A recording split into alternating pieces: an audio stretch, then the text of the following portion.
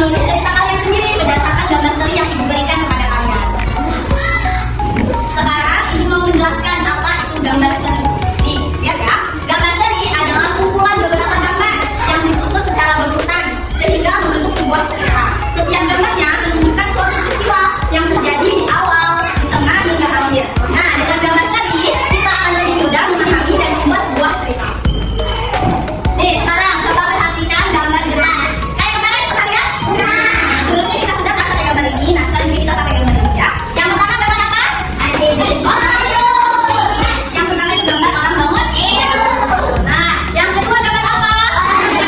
Nah, yang kedua itu adalah orang sedang mandi. Yang ketiga gambar apa?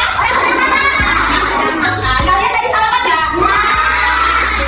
Terus yang ketiga itu gambar apa? Berangkat?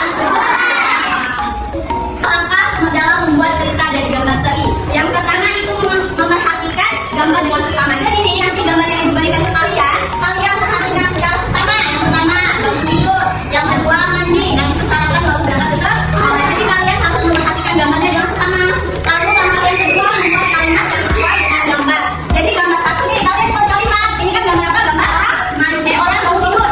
Jadi kalian buat kalimatnya seperti aku hari ini bangun tidur lebih awal.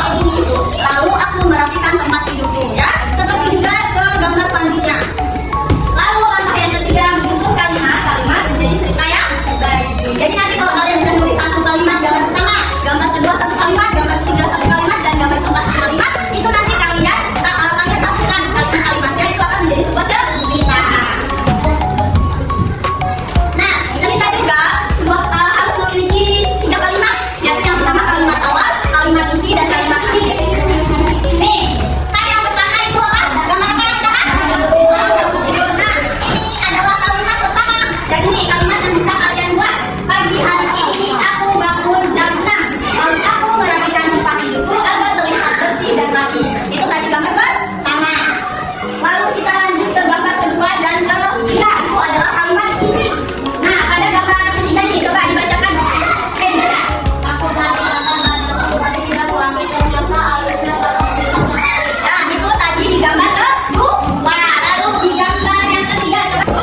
Aku makan nasi goreng buatan ibuku nanti goreng sama anak aku suka. Ya, itu tadi kalimat isi untuk gambar kedua dan gambar ketiga. Kalimat terakhir kan orang berangkat ke sekolah.